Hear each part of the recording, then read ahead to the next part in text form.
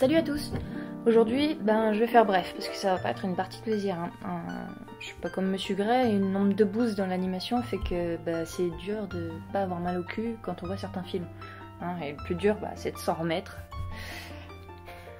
Donc, vu que mes séances chez les psys commencent à coûter cher, je vais devoir me retenir pour pas devenir violente. Bon, mesdames, messieurs, voici The Whale. Ok, c'est quoi ce bordel? Mon Mac refuse de participer à ça? Bon, on va faire à l'ancienne, Je vais vous montrer la boîte. Bon, où est cette merde?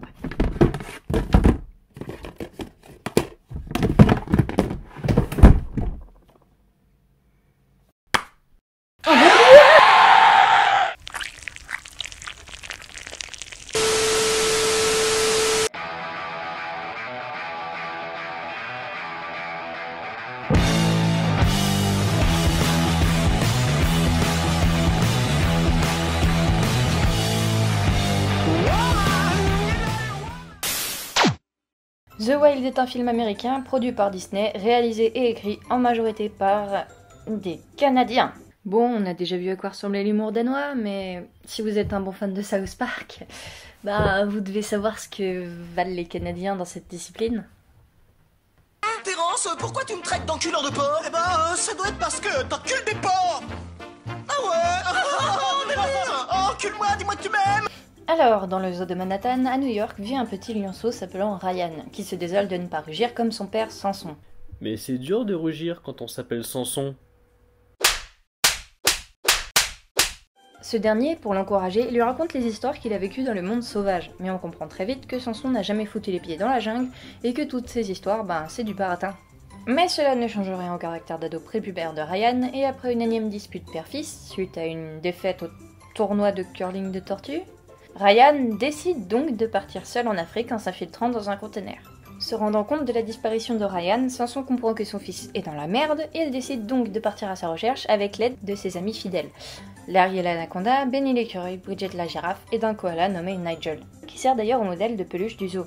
La mission est simple, il faut sauver le lionceau Ryan. Comme le soldat Ryan. Tu crois que c'était fait exprès? Ils arrivent donc sur une île qui sera bientôt le théâtre d'une catastrophe naturelle.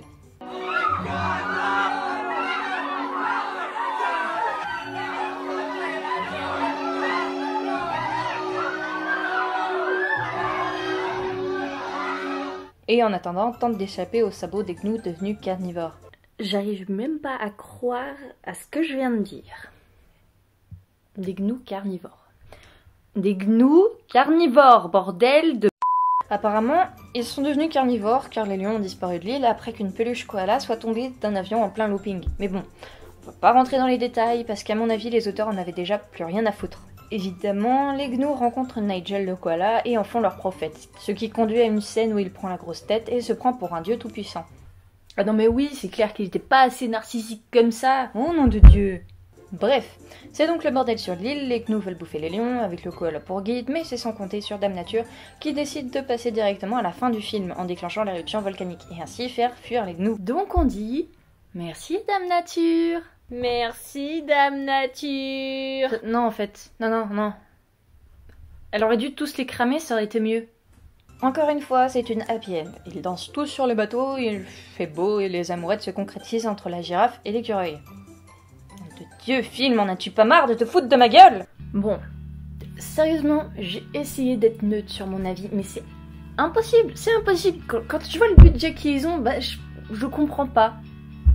L'animation est sympa et fluide et les personnages sont pas si moches, le pelage ressort bien, mais ça colle tellement pas avec l'univers que le scénario met en avant que j'ai du mal à rentrer dans le film.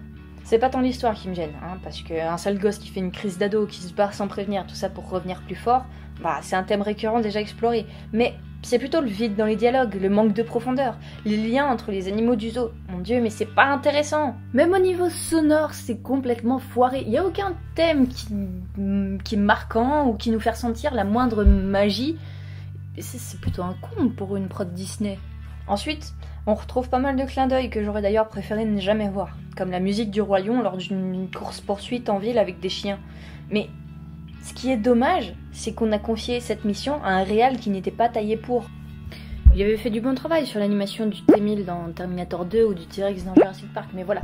En me renseignant un peu plus sur lui, j'ai pu apprendre qu'il avait été choisi pour le projet suite à une série de publicités mettant en scène des rongeurs à l'humour douteux.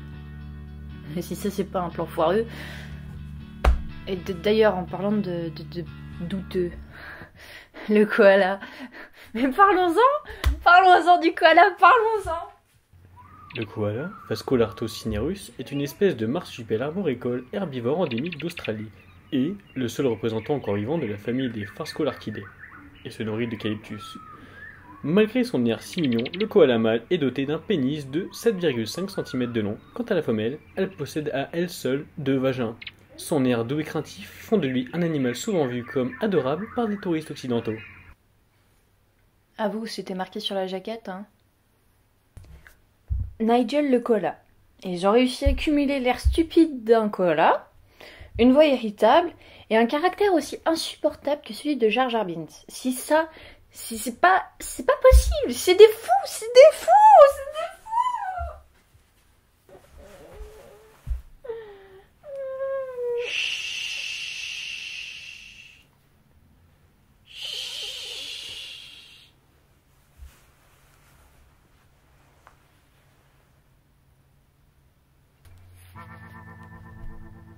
Ce film, est-ce que j'ai bien fait? Il était nuisible, c'est sûr, mais de là à être si méchante.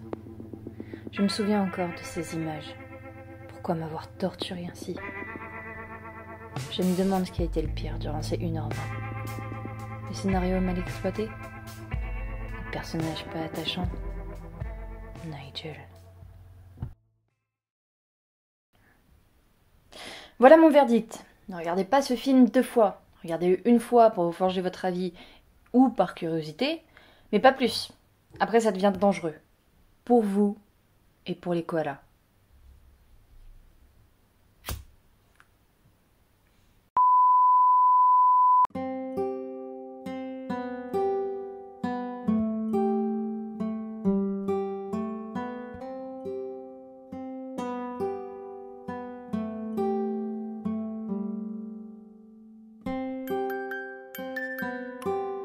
Merci à tous d'avoir regardé cette vidéo et de me soutenir moralement, ça fait plaisir. N'hésitez pas à la partager et à liker, hein, me laisser des commentaires si jamais vous avez une petite remarque ou quoi que ce soit. Et sur ce, je vous dis à bientôt pour une autre chronique. Salut!